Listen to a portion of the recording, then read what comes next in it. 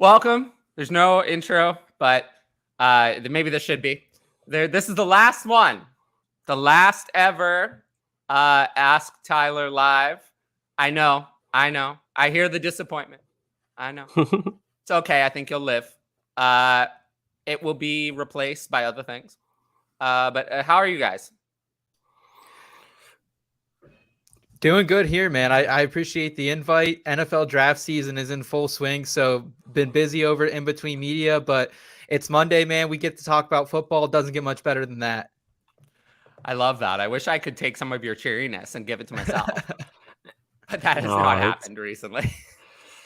How draft right around the corner, I can't complain. It's Marathon Monday. I just got back from watching some of my friends running that 26.2 mile. I can't even, it's incomprehensible in my mind how they do it, but awesome for them.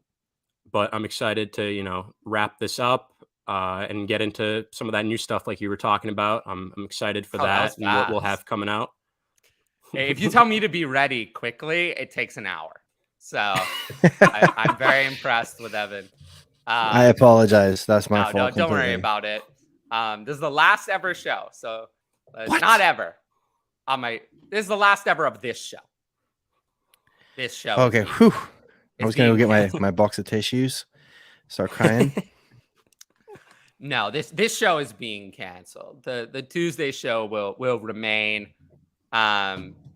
Yeah, we'll talk about that a little bit more as the show goes. And then I have another project in my back pocket that I'll talk about as well. But yeah, we have some questions. There's a little bit of news which we can talk about. And I promise, I'm going to make a promise to the people at the top of the show. We're going to talk about my budding fantasy football OnlyFans less than 3 times. Less than 3 times. That was already one. Or less than 3. So most one more throughout the rest of the show.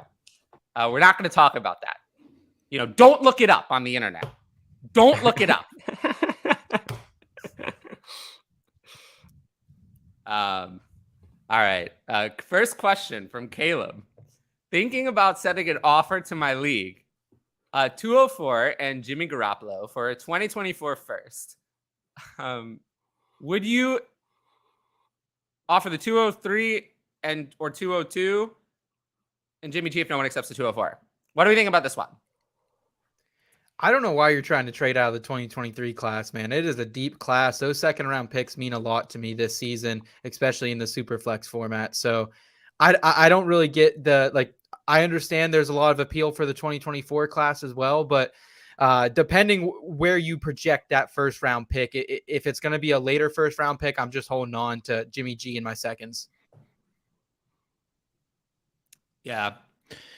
I would personally, I'll take the first. Yeah. I'll take the 24 first. I mean, I've been knees deep in these prospects for the last couple of months, and yeah, it's deep, but I wouldn't say there's going to be a load of difference makers in the second round. I don't think it's going to be guys that are going to completely change your dynasty, roster. So for me, at the shot of maybe getting a really elite player next year, I'd probably do that.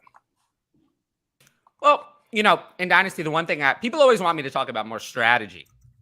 They say I don't talk about strategy. Spend too much time talking about modeling and other things. But what was I talking about?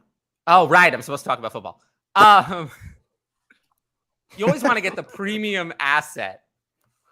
The premium asset, right? You want to get a chance at premium assets in Dynasty. That's how you build winning Dynasty foundations. That's what we do on my Patreon. That's what we talk about. That's how I help people win, all 163 of those patrons. And I appreciate each and every one of them. But we build premium assets. Oh, the 204, the 203, the 202. Probably not a premium asset. I mean, sometimes it happens. There are years where it happens. Occasionally you get that. Usually the profile of a second round pick is not a premium asset. Jimmy G, we know Jimmy G is not a premium asset. Jimmy G is just okay. 24 first, though, has upside to be a premium asset. So generally, if I'm not sure or if the value is close, you take the side that has the chance of something that's going to be premium. And that's the 24 first. I'm going to take the 24 first here. Yeah, I mean, I think the big thing for me is with Jimmy G, there's just question marks where we don't. Sure, he could be a QB2 for your roster for a couple years, but that's about the max upside, the potential that you're getting. And there's always still, right now we have more rumors, more news coming out. The Raiders are looking at that quarterback position, already looking ahead, moving on for maybe next year, even halfway through the year, whatever it is. So for me, I agree with you in terms of the 24 first. That's the most valuable and the most potential, valuable asset. So I'd rather take that swing, almost in any case. I feel like. Yeah. What is Jimmy G worth to you? Not much. Jimmy G, I'm not like super fond of, especially there's all these rumors. The Raiders, they were meeting with Hendon Hooker. They obviously have some sort of bias towards Will Levis as well. So there is a chance they go quarterback, and Jimmy G is a 1 year bridge type of quarterback here in Las Vegas. I think it's those second round picks though. Like I am intrigued by the top of the second round this year. Could a Dalton Kincaid fall to you? Could a Mayer fall to you? Tyjae Spears. There's so many good running backs and tight end prospects that I really like. So that's, I guess, what I'm a little more afraid of losing. I just don't know if I see the same depth with the 2024 class. A lot of high end talent, but what if it's a late first? I think you lose out on that one. Yeah, but you always want to get the upside. Yeah. Let's say, who are the top 5 rookies in Superflex before the draft? Right now I have Bijan Robinson at 1, Bryce Young at 2, CJ Stroud at 3, Anthony Richardson at 4, and then Jackson Smith and Jigba at 5. Sign, seal, and that's what most people have. That's what most people have. DLF ADP has CJ Stroud at 2, but that was done a few weeks ago, and that was when CJ Stroud was the favorite to be number 1 overall, and that's not going to happen anymore. It's going to be Bryce Young. So for those reasons, I have them essentially dead even. So I was just going to let the NFL make the decision for me because they're that close. So whoever goes first was probably going to be the one I was going to have first between Young and Stroud. And then Richardson is more of a black box for me. I have him at 4. And then now you're hearing the Texans are, listening to offers for that number 2 pick. They've been inquired about it. I think it's just more telling that they wanted Bryce Young at that 2 spot and they thought they were going to get him. A month ago when CJ was that clear-cut favorite kind of to go to the Panthers. And now we're hearing otherwise. Bryce Young looks like he's in the lead to go number 1 now. And so right along with that, the Texans are like, all right, well, if we can't get our guy, then we might just trade down. And for a team like that, I think if they're not sold on that one player, that one quarterback, then I think that's a good move for them, to be fair, to try to consolidate or to try to kind of spread that one really high end asset out into maybe a couple picks going forward.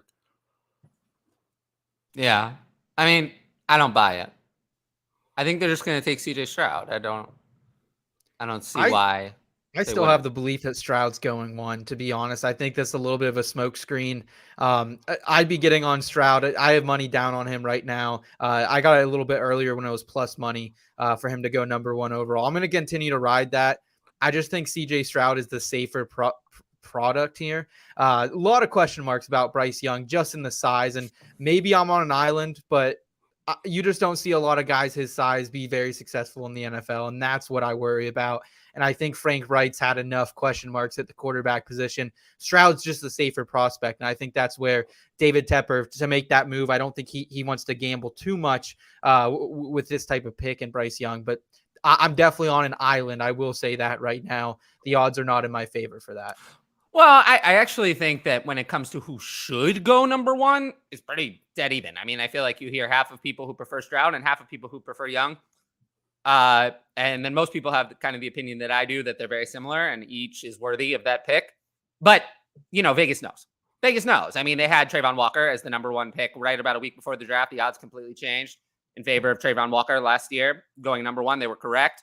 Now between minus 350 and minus 450 for Bryce Young to be number 1 overall. So Bryce Young is going to be the number 1 overall pick. They know already. It's not if the odds are that high, so that they know that it's going to be Bryce Young. So that's the reality. So that's what's going to happen. And then we have to deal with the outcome of that. because Vegas knows better than any of us. It's not about who should, it's about who will. I mean, Trayvon Walker should not have been the number 1 overall pick last year. We all know that. I mean, look at what the Jaguars did. They passed on Aiden Hutchinson. I mean, how did that work out? We all said it was stupid at the time, and we were all right. But, there's a difference between talking about what should happen and what will happen. Those are not the same thing. Although for me, I think if I had to choose, looking at Carolina's team, if I had to choose, I'm okay with them taking Bryce Young. They're not, CJ Stroud might be a little bit more ready to play right away, but they're so bad that I don't think it matters. I think Bryce Young has the potential to be a little bit better overall between the two. So I would lean toward picking the one that I had a slightly higher ceiling. I think that's Bryce Young, even though the height's not there. So it sounds like, Tyler, you're completely sold on, like, you don't want anything to do with the Carolina Panthers, because I actually like what they've been doing here this offseason. I really like the addition of Adam Thielen. I was already, dreaming. Adam Thielen's cooked, man. He's cooked. He's cooked. He looks so bad. I just don't think he was schemed enough last year. That's where I am. Slow, old, and out of shape. He looked cooked. Couldn't run a route. Couldn't separate. Couldn't do anything. He looked totally cooked. I mean, he was 33 or 32, 33. I mean, he looked cooked. I don't think to he be gets fair, that I mean, back. those same exact things could be said about me, Yeah, but you're beautiful. Oh, thank you. You're beautiful. How old are you? I'm 37.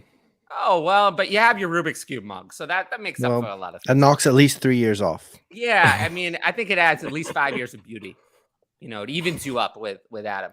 But no, Adam Thielen is cooked. I mean, he looks so bad. If you watch, there's the mug right there. Put that in the camera frame. The people want to see that. Isn't that like the most epic thing? Very nice. I remember That's noticing awesome. that the first time I recorded it. I was like, where can I get one? I want one of those. But no, Adam Thielen is washed. I mean, I don't really understand. I do understand. They did it because they traded DJ Moore and a bunch of draft capital away to get the number 1 overall pick. You have to have players. You don't want to go through a situation where you bring in a rookie quarterback and there's nobody for them to play with, because that can stunt their development. So I get why they did it. It's kind of a waste of money for a long-term benefit. So I get that. But Adam Thielen is washed. So washed. I mean, if you watched him play last year, he didn't lose 1 step.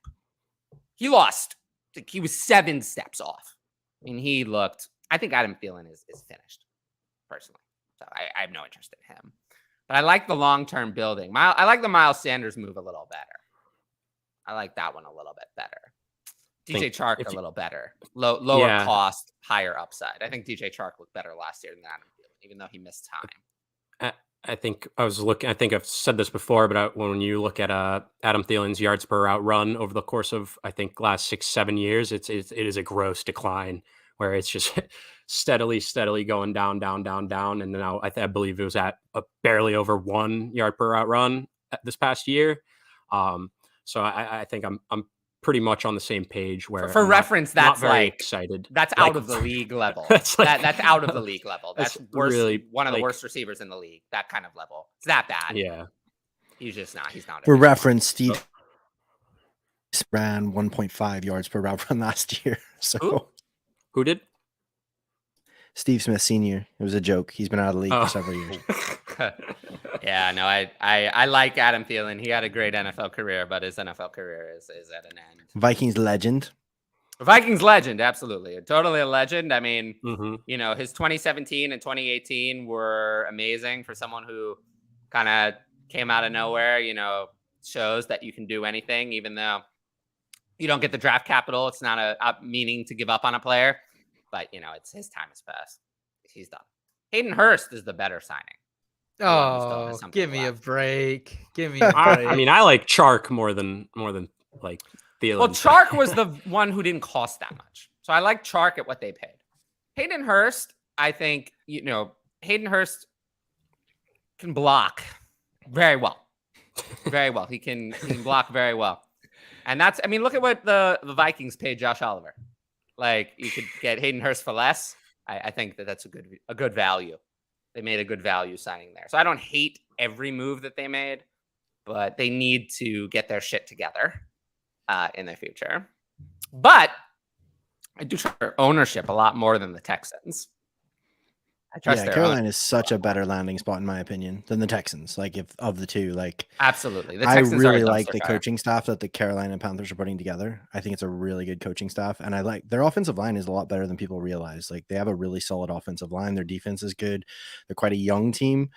They've got a lot of things on the up. They've got pieces they need to still keep building. But if they get like Bryce Young or CJ Stroud, I suppose, to me they're sort of 1A, 1B in my opinion. But yeah, I think I much prefer whoever goes to Carolina. I'm more excited about for now.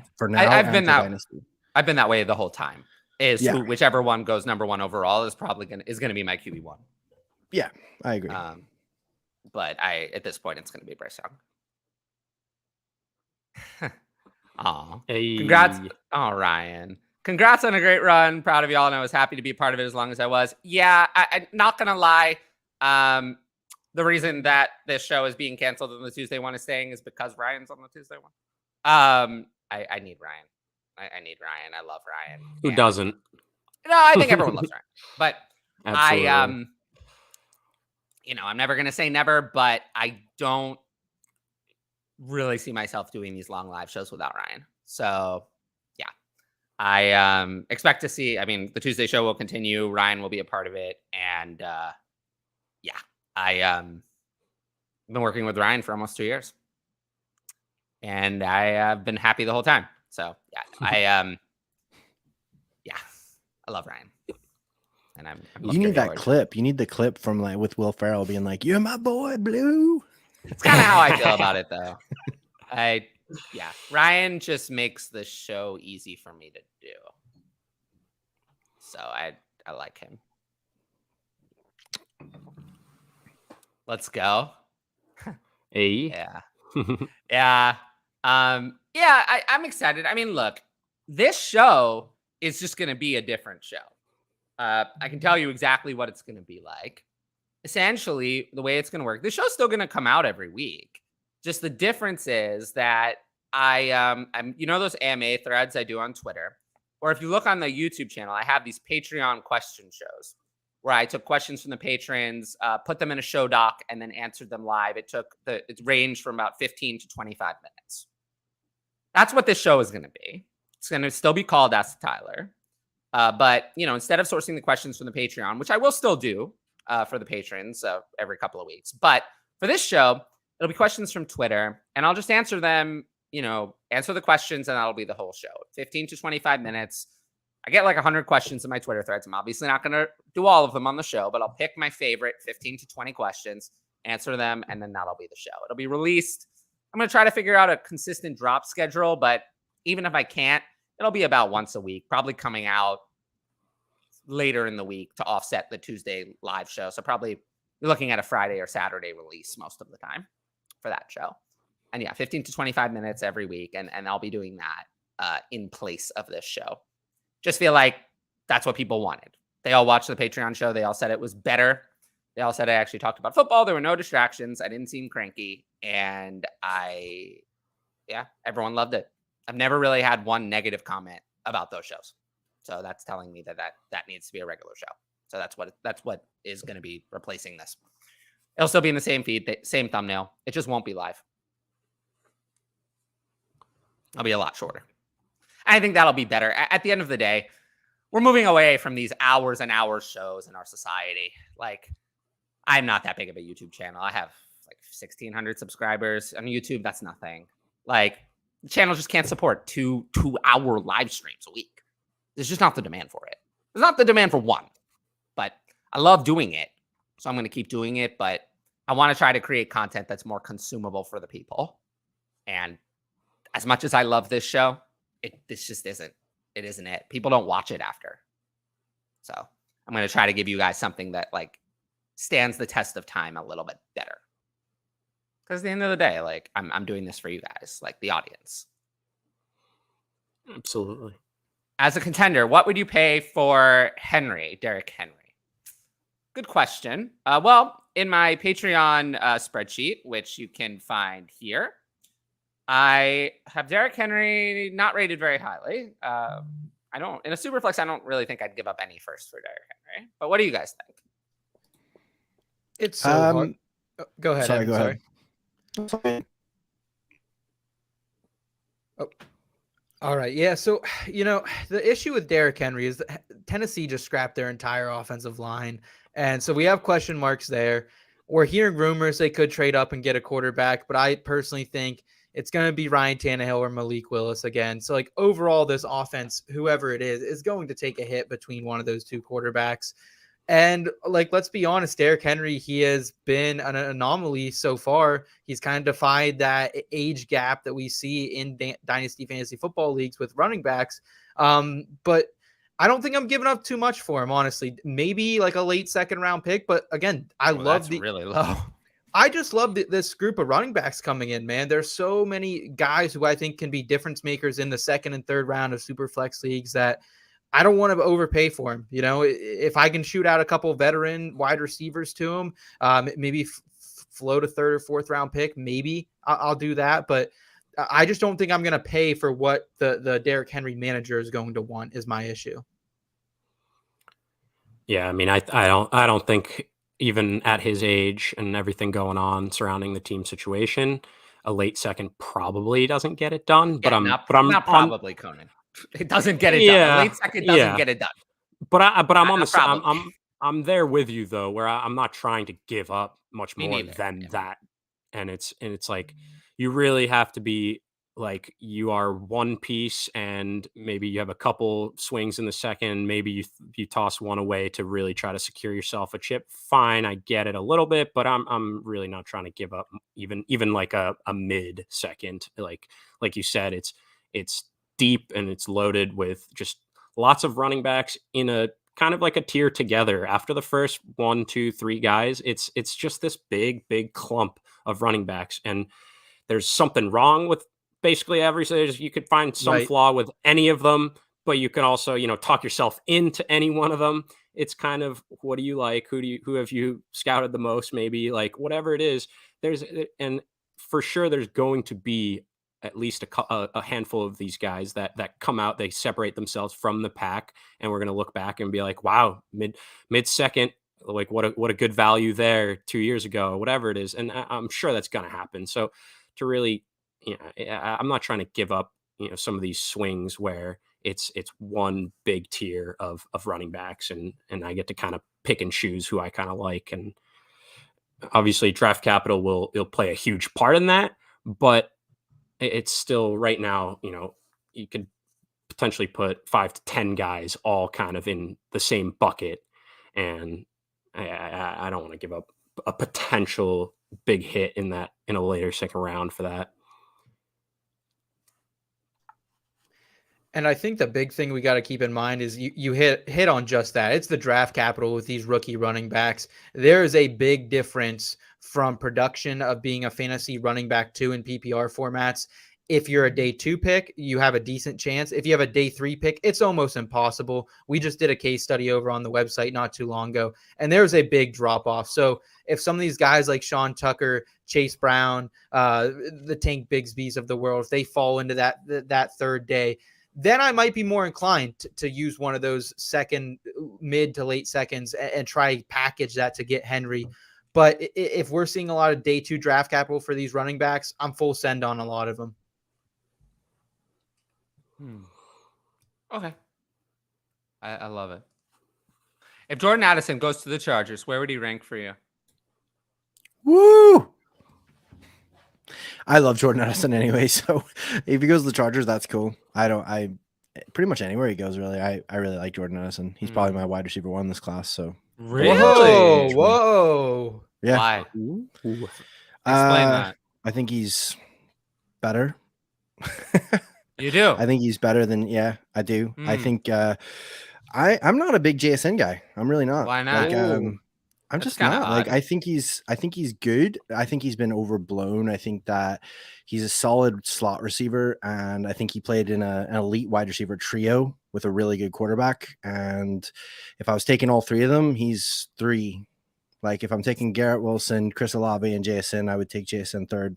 Oh man, it's tough. I mean, it's tough because if you just look at the college production, we're talking about a player who in his age 19 season, not a little bit, but significantly outproduced two players who are now in the Dynasty wide receiver 1 conversation. So those players, it's pretty easy. It's a lot easier to do when you've got the cornerback 1 and cornerback 2 focusing on other people as well. I mean, that's a counter argument, It would be a counter argument if he were just good, but he was way better than they were. Well, and I think the other thing is we have to look at that Rose Bowl game from 2022. There was no Chris Olave, no Garrett Wilson on the field. And what did Jackson Smith and Njigba do? 15 for 347 and 3. And I know that's against Utah. Utah isn't known to have a great defense in college football. However, that game means something to me. I don't think anyone can go out there and do that. And I mean, Marvin Harrison Jr. might be the best out of all 4 of these guys, if we're being honest. I love Garrett Wilson. I love Olave. I have them everywhere. But I think JSN belongs right in that tier with those guys. I think he'll be just as good, if not maybe a little better than Olave. I don't think he'll be Garrett Wilson. Garrett Wilson's an absolute dog. We've talked about how Garrett Wilson and Chris Olave have both, said that JSN is, better than them, not years ago, but even now too. And all right, so maybe, okay, there could be something there in terms of they want to help their buddy out, their friend out. They know he's really good, whatever, fine. But now we got, Brian Hartline, the coach is coming out saying, best wide receivers I've ever coached.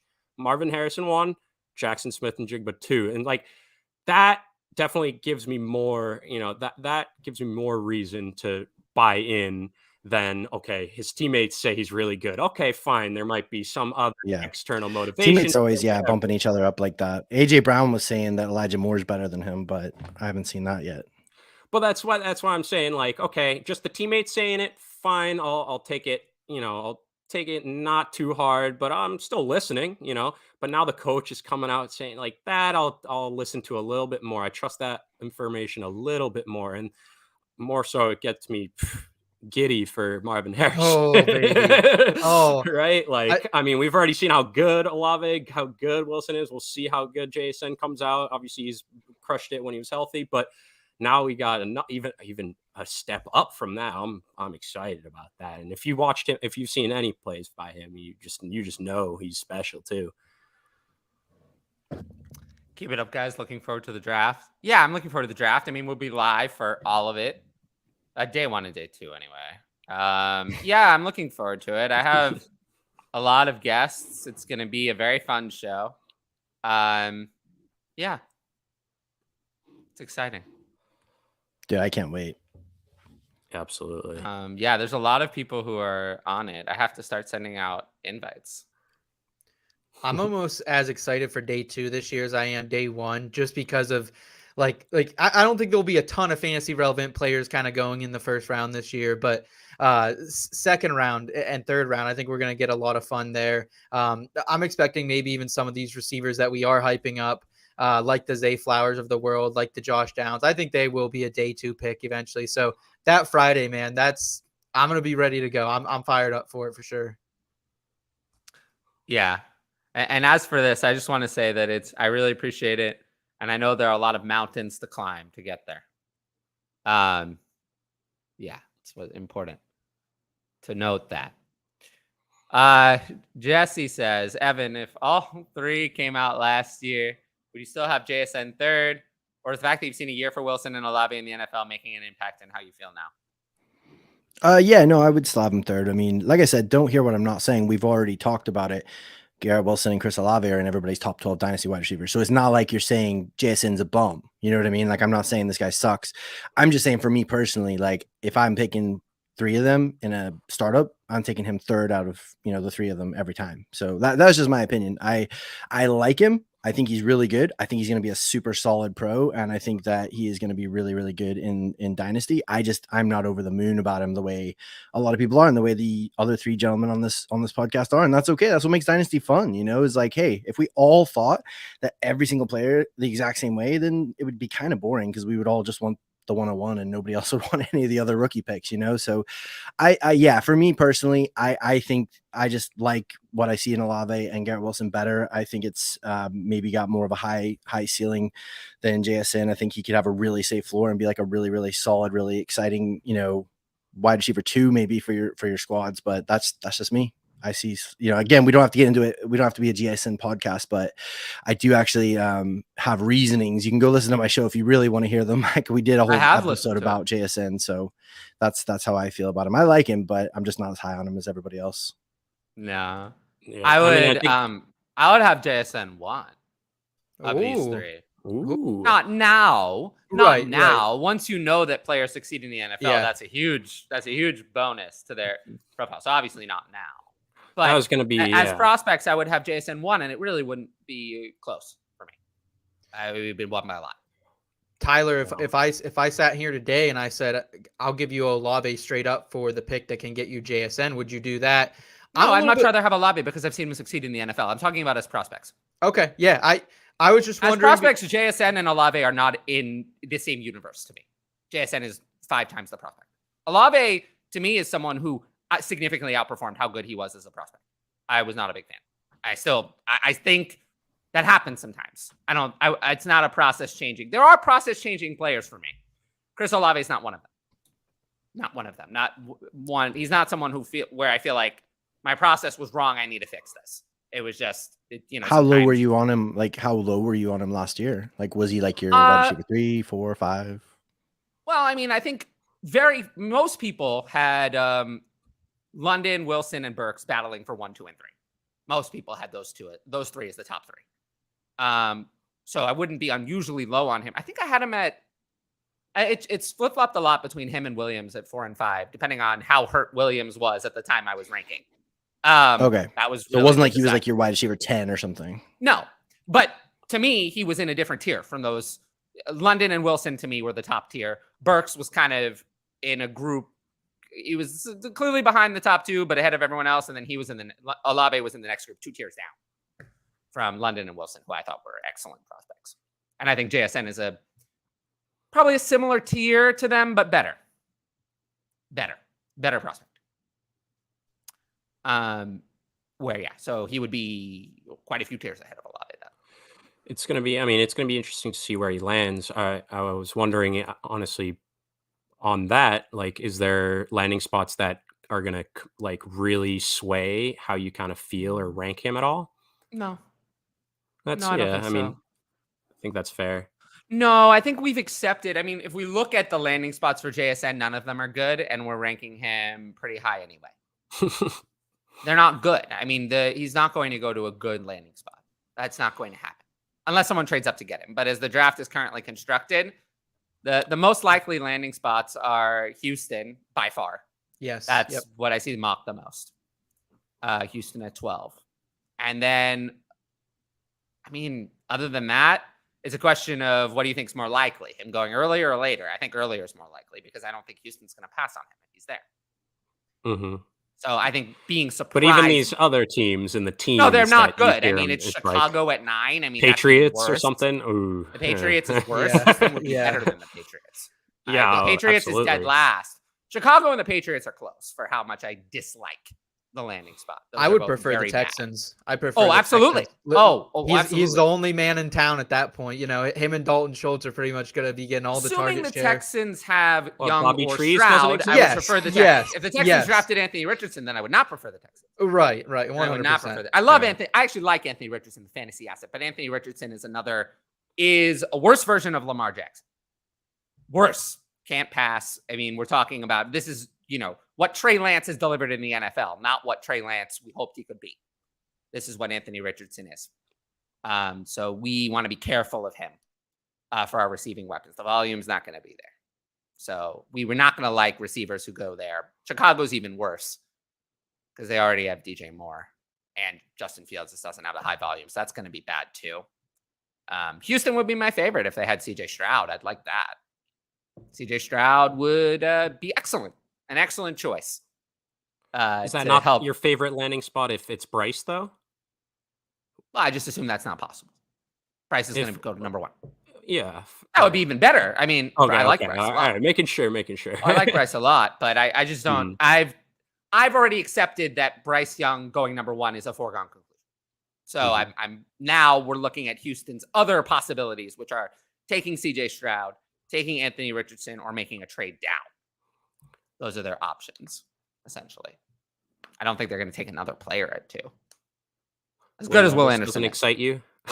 Who? No, I'm kidding. Will Levis? I was saying, no, Will Levis doesn't excite me. I don't get turned on by mayonnaise, so I don't think Will Levis excites me. Nor did I get turned on by his bathroom selfie. I think I'm good on that. Yeah, it was a lot more of him than I wanted to see. Dude's jocked, though. Dude is absolutely jocked.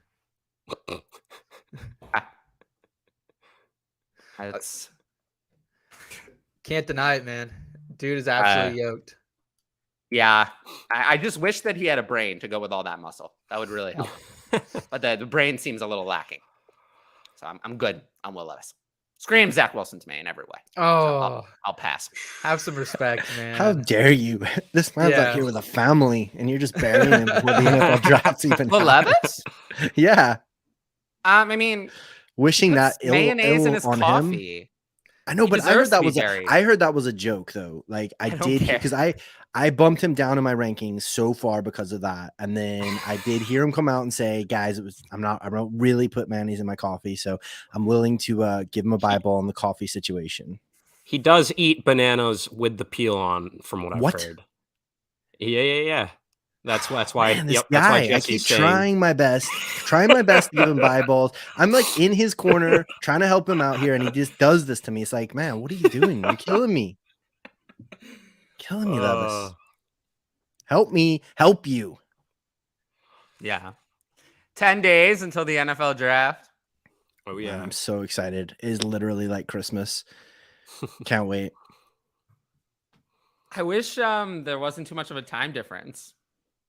Yeah, me too, actually. Because I'm literally going to be up to like 3 or 4 in the morning every morning watching it. You should come on the show. Yeah. Just like, what's up, guys?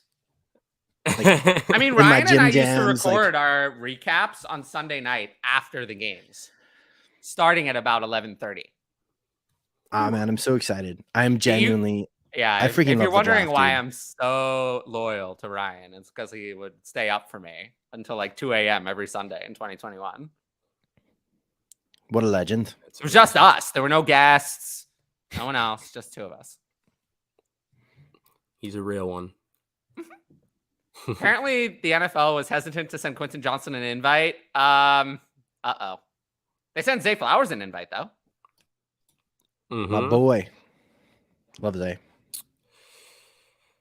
I kind of agree with this. I think Quentin might sit there a little bit longer than we think. I like the guy, but like, let's be honest. This guy, in my opinion, he's a less freakish Christian Watson, in my opinion. I think like if Christian Watson was in this class, I think Christian Watson would easily be my wide receiver too, just as high as I was pre-draft on him last season. So that's kind of where I am on like QJ. I like him. I think he'll be a solid NFL wide receiver, but I just don't know if the upside's there. And I think maybe some teams, I don't know if they realize that, but does he really get past the Vikings in the mid-20s? That's, I think, the one team that could bite on him. Yeah, I mean, I do think I don't think many teams have a first round grade on him, if any, but I do think he's going to sneak into somewhere in the end of the first round still. Just I think some team is going to just kind of reach a little bit for him. They need, JSN's off the board. They want not the smallest wide receiver ever in this class of just tiny receivers.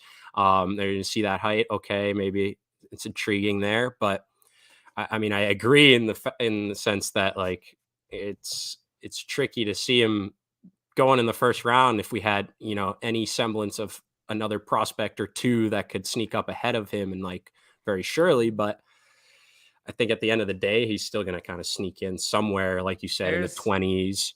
There's a bunch of teams in the 20s who need that archetype. The Giants at 25. Yeah. Yep. The Giants have been mocked Quentin Johnston because most people didn't think for a while he was going to get there. But if he's there at 25, the Giants have nobody like that. They have Yeah. all small receivers, nothing in that archetype. I don't think he gets past the Giants at 25. I actually think he has a lot of potential. I think he does stuff he needs to work on. I think there's some issues there, but it's really interesting. Actually, I find it fascinating, his sort of like pre-draft process, because we started out like early in the offseason, everyone being super hyped on him and being like, yeah, maybe he's wide receiver 1. And then like, as it's gone on and on, everyone's like, maybe he's a second rounder. Maybe he's in third round, and like everyone's like freaking out, and like he's all of a sudden going to become like a value by the time our rookie drafts hit, potentially, the way that he's going. Because I do think he has a lot of potential. I think he has some drops, he has some body catches, he needs to work on certain things for sure, but he's a big dude, he's fast, in the field, he has really nice yak. I think there's some really, really good things that he does, and if he gets really solid coaching at the NFL level, and he gets like another, if he lands with some other wide receivers that can help mentor him a little bit, he's a pretty young guy as well. He's come out pretty early. Like, I do think he has a lot of upside, but he's more risky. He's a lot more risky than like a JSN or Jordan Addison. So that's why we're seeing him probably drop a little bit. Yeah. I do wonder like how it's going to go. I mean, at this point, Zay Flowers is starting to work his way in with Johnston and Addison in the race to be wide receiver 2 in the NFL draft. So we'll see how that all kind of plays out. But if you look at the board, I have basically assumed that the Texans at 12 are going to take a wide receiver. And I do think that's going to be JSN, and that's going to be wide receiver 1. I'm not sure anyone before that is going to take a wide receiver. But then I look at some of the teams after that. New England at 14. That's not good. I don't really want anyone. Yeah, that's like the worst. And not far behind in terms of bad is Baltimore at 22. That's almost as bad. I don't want. Not a fan. I faded Rashad Bateman for that reason. Was right. I said he was good, not great. Good players don't tend to beat horrible situations. He didn't. We do the same thing with Quentin different Johnston. Offense, though. A little different offense under Todd Monken. I think we have to keep that in mind. But I mean, he's not going to change who Lamar is. Yeah, OBJ, if Lamar even plays, and OBJ's there now as well. So I think that convolutes thing. Mark Andrews obviously going to be the leading target there, regardless, in my opinion. So he's probably the number 4 option in a possible Lamar Jackson led offense, whatever wide receiver lands there, which I'm not excited about. I agree with you, Tyler. Yeah, I don't know if that's worse than New England, though. New England is just as bad. They're both bad. The good landing spots are the Chargers at 21. That's like the really good one.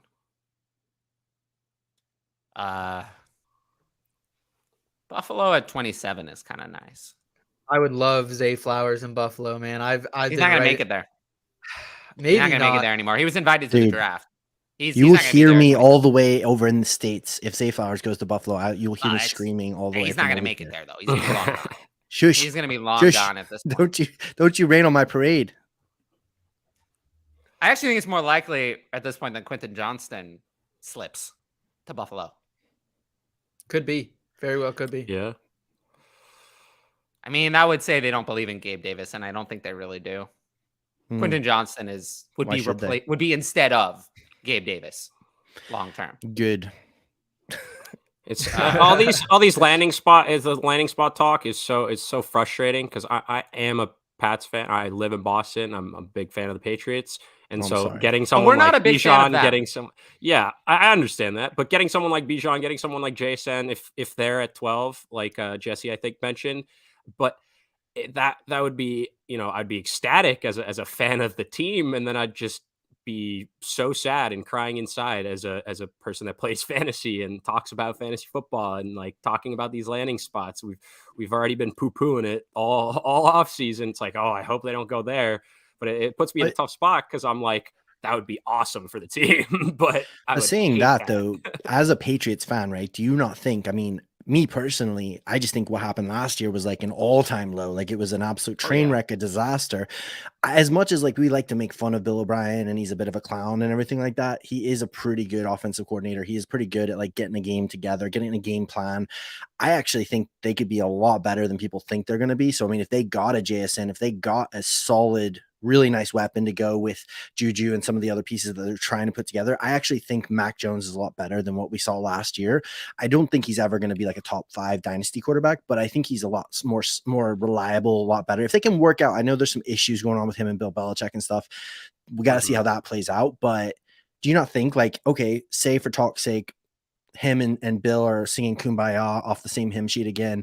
They're getting back in the same, they're in the same church meeting, whatever they want to call it. They're happy. They love each other. And then they draft JSN. They've got Juju. They've got, whatever. A couple of things fall in the right place. I mean, you guys could be cooking with gas over there a little bit.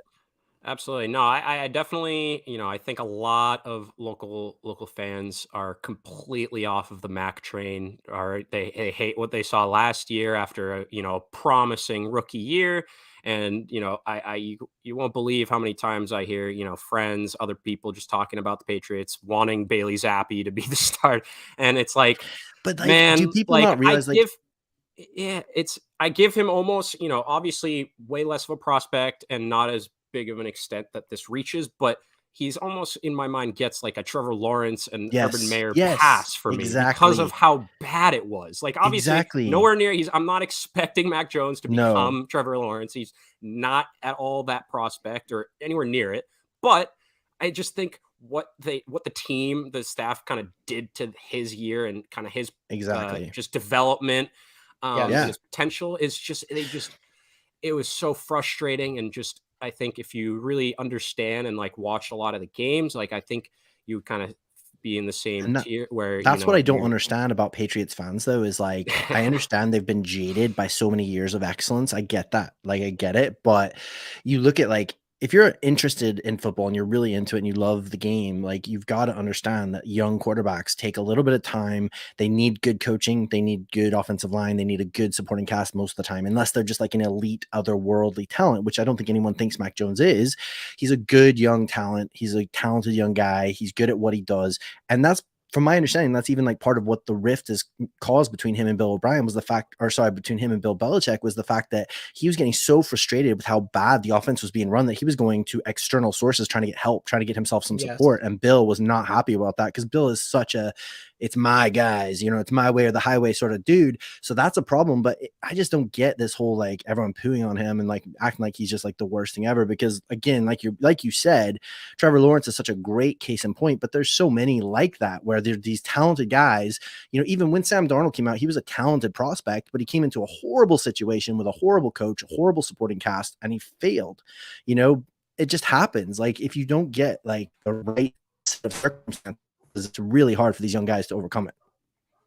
Yeah, I mean, obviously, as fans of the Patriots, we've been spoiled for many, many years. And so we look and we see like, oh, the team's not producing, it must be the quarterback, and it's like, there's so much more to it. But, it's for years and years, we could we should just throw shit at the wall and Tom Brady would make it work.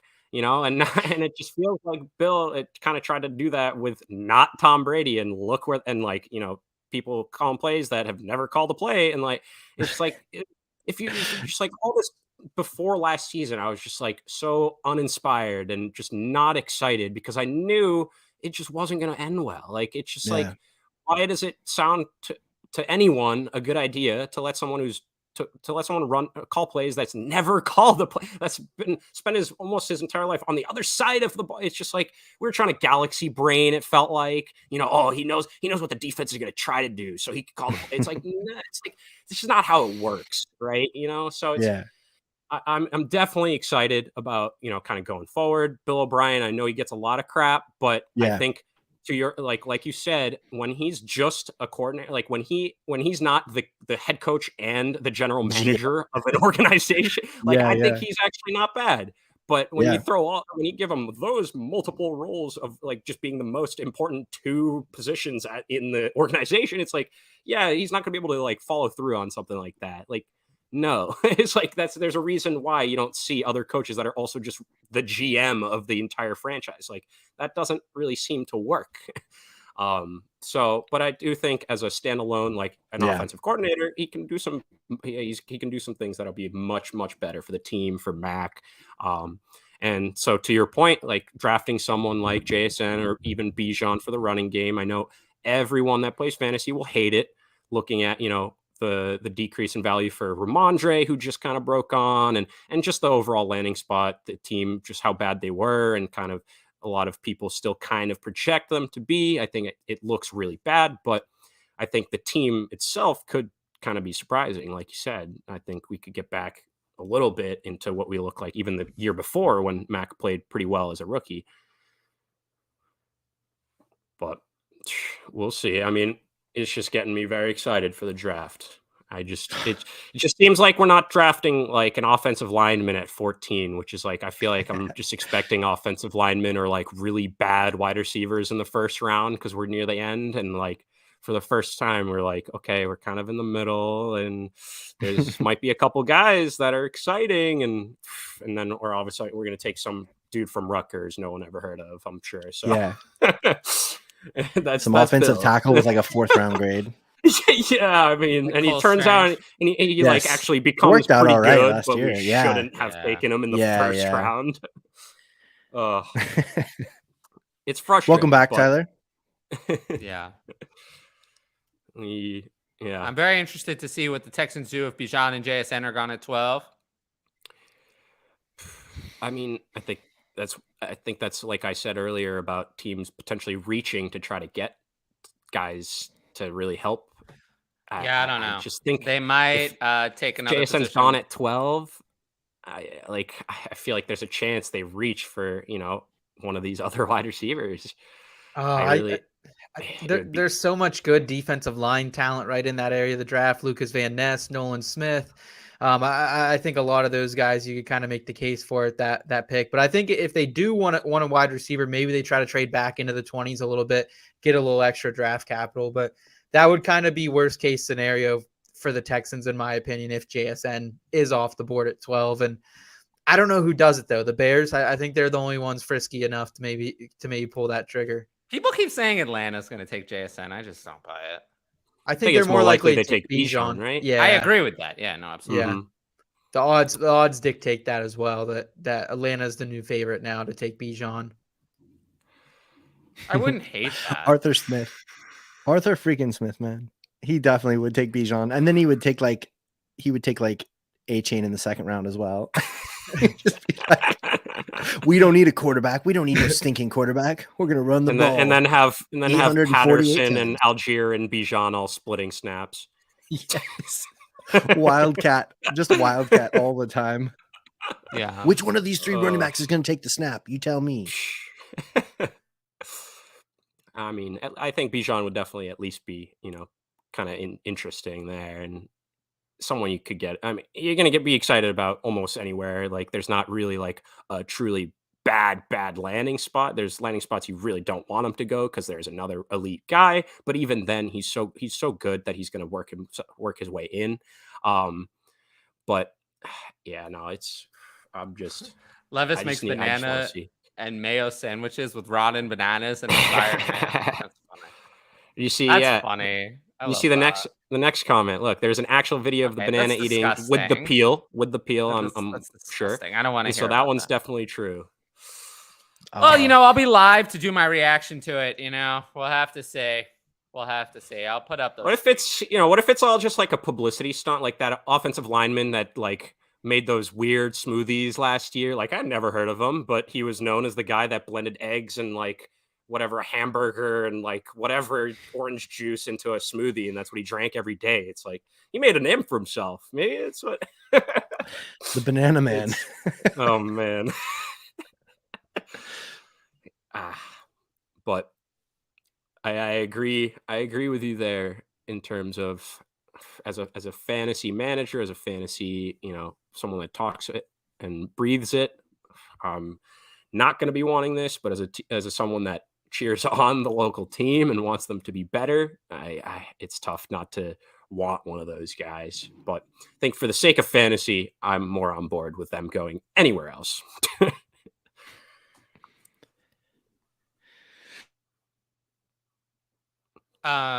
Is it a hot take to say that Bijan, Gibbs, and Charbonnet could all be ranked above Taylor this time next year? Well, Bijan is ranked ahead of Taylor now. Gibbs, no, it's not a hot take at all. He's 3 years younger, and Taylor will be starting to go over the other side of the age cliff. No, it's not hot. Charbonnet. That one's a little hot. I don't know if I see that as likely, but it's not crazy. But this time next year, that I don't know one's about the that. little bit. Yeah, That's the little bit of I spice doubt that's been it. sprinkled on the I take. doubt it, but it's not crazy. Yeah. I mean, there are landing spots where Gibbs would be ranked ahead of Taylor for me now. Really? Oh yeah, I mean, if Gibbs goes in the first round love for the Gibbs. Chiefs, he'd be ranked ahead of Taylor for me. Wow. In Dynasty. Yeah, absolutely. Give me the 3 years on the first round draft capital. It's not hard. And that's what you have to do. That's the move you have to make. That's how you win in Dynasty. You get the plus value to go back in the age on the running back curve. That's how you win. The only reason it's difficult now is because everyone wants to do that. So you have to, instead of working with 10 other managers, you have to find the 2 or 3 suckers in your league. They still are. Hey, but every league has them. Every I league know, has that's why their I don't suckers. enjoy playing against the best of the best competition. I treat fantasy football like poker. I don't want to play against the best. If you don't think your league has a sucker, that means you're the sucker. Exactly. That's why I treat fantasy football like poker. I don't want to play against the best competition. I want to roll. I like steamroll. I like winning. I like steamrolling with bad competition. I never get tired of it. That's a hot take. You like winning? Yeah. I don't think. I'm kidding. I think everyone would prefer that. No, some people don't care. Some people don't like winning that much. That is true, actually. Yeah, like I know, Dynasty Outhouse, like he's just like loves it. He's just like playing for the love of the game, and he just loves like trading like crazy. He likes winning, but it's not like his be all and end all. Do you know what I mean? Yeah. He's always like, I always tell him, like, he always asks me, like, why don't you make a trade with me? I'm like, winning is fun. He's like, but make a trade. I'm like, no, but I like winning. I don't want to make a trade. If you want to I always am like, make a bad trade with me, and then I'll make it. Give me your great players for my crappy great players for bad ones, and I'll gladly trade with you. Just woke up pretty hungover. What are y'all's best hangover cures? Not drinking in the first place. I was literally gonna say that. Dang it! You stole my dad joke. I don't drink. So. I'm usually a greasy food and a blue Powerade or Gatorade. That's usually my go-to.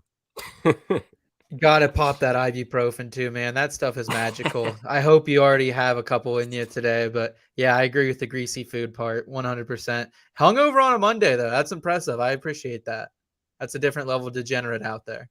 Yeah, he's just getting ready for the draft. That's my entire city right now. It's Marathon Monday. A lot of people have the day off from work, and they are right now in the streets. I was at Chipotle earlier. People got kicked out for being too rowdy. I was watching the marathon. Already a fight broke out down the street. Like it's people are getting crazy on this Monday. I need to get to Boston then. Jeez, what am I doing?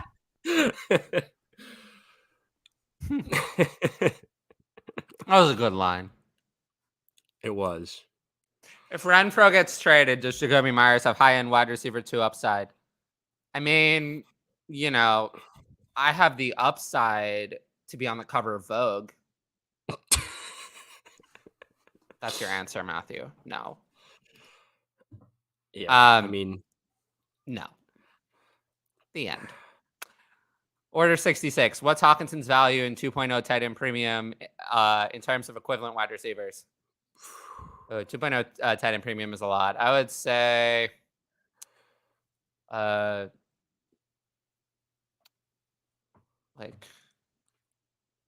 don't know. DJ Moore, Pittman.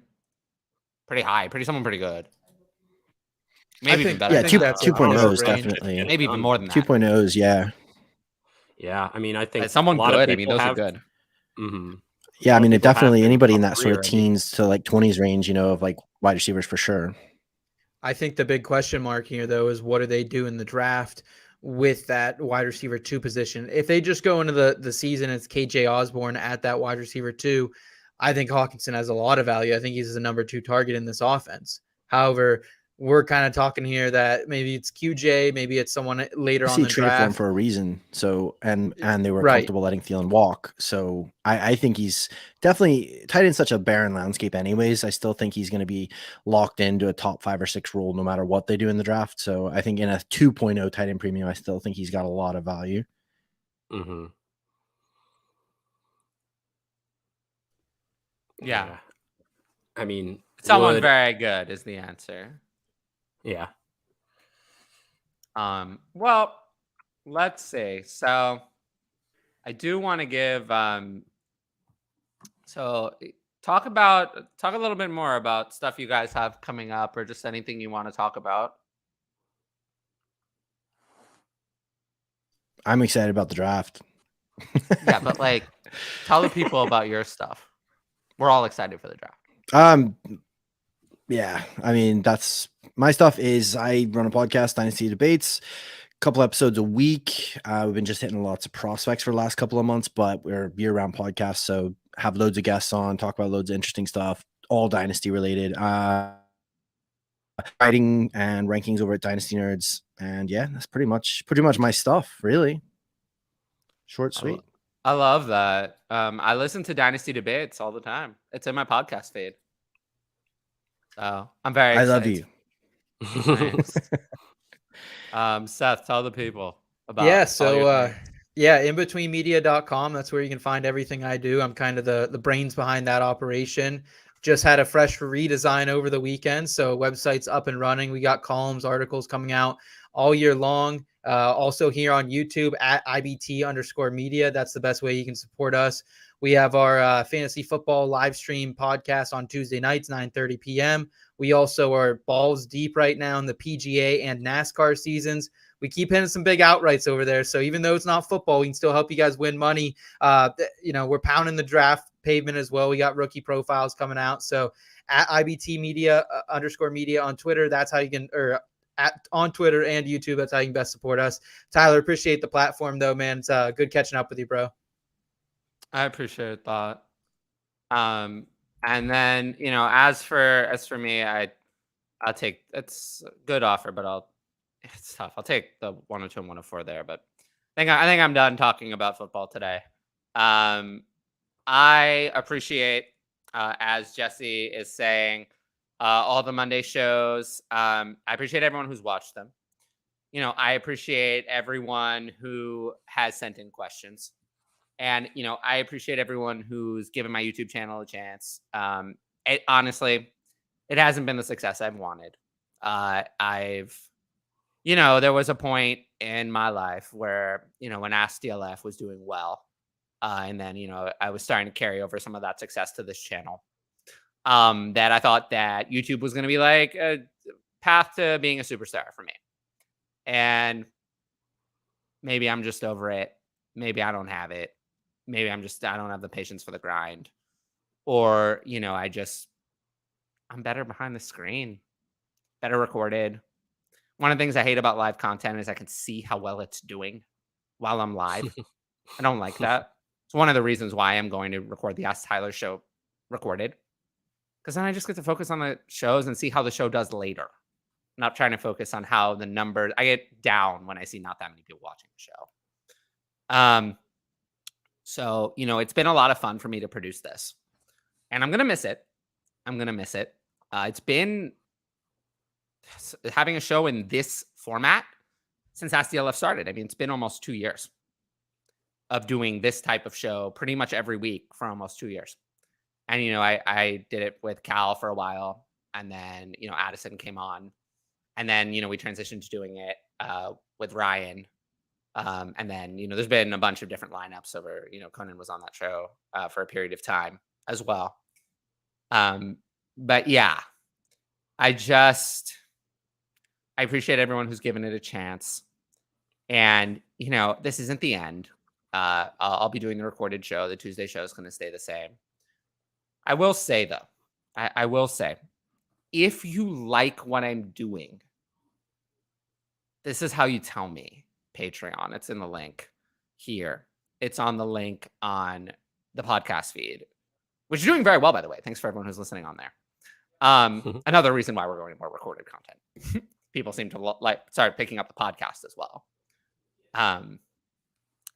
And just, the Patreon, it supports everything else that I do. So yeah, I promise it's worth it. I promise.